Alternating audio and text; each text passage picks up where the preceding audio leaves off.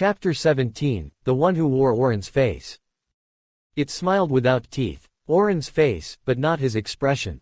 The mouth curled slightly wrong, as if mimicking joy from diagrams found in broken books. The eyes were familiar, but reversed, like seeing yourself in a photograph taken before you were born. Finally, the thing said, stepping from the black doorway. Its voice was soft and fluid, like honey poured over static. "The last of you has arrived." Oren said nothing. There was no need. The house spoke for him now, its breath threading through his chest, pulling tight when he tried to doubt. The basin of chairs had emptied. The room no longer rotated. It watched. That was all.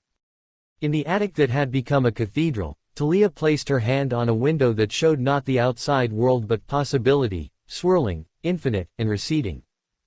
Luna stood beside her, holding Rowan's hand in both of hers. The three of them had begun to merge, not as bodies but as rememberings.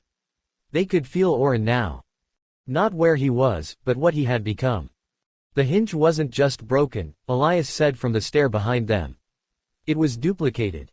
And below them, the house answered, not in words but in gravity. Rooms turned inward. Stairs flowed like water. Doors shrank until they became skin. And the name Oren began to peel away from language entirely. He stood before his double in the room he thought he'd never return to. This version of him wore Oren's past like armor, stitched from childhood cries and sleepless years and the exact moment he first lied about remembering. It wasn't malicious. It was corrective. "You left," the thing said, stepping closer. "We stayed. We kept the house from collapsing all at once. You don't know what it takes to be the one left behind." Oren trembled. "I didn't mean to forget." "That's the point," it said, smiling. The house did. It touched Oren's face with a tenderness that made his teeth ache. "You're not here to fix anything," it whispered. "You're here to complete the forgetting." In the waking world, the cracks had reached the foundations. Children were being born mute, but spoke fluently in dream. Hospitals were filling with people who claimed to remember futures they had never lived. A man in Berlin drew the house from memory despite never having seen it. A girl in Lima named her cat, Somberdeep, and cried when she didn't know why. It was spreading, not as a curse, as a return.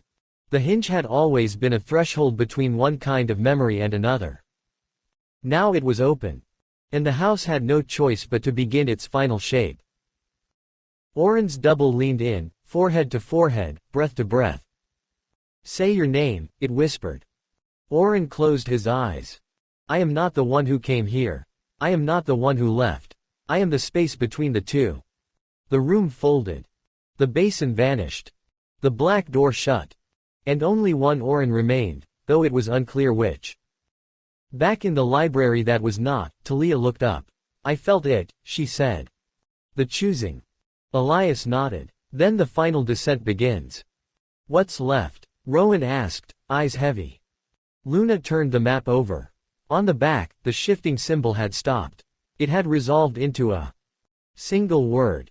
Under house. They did not speak. They began to walk.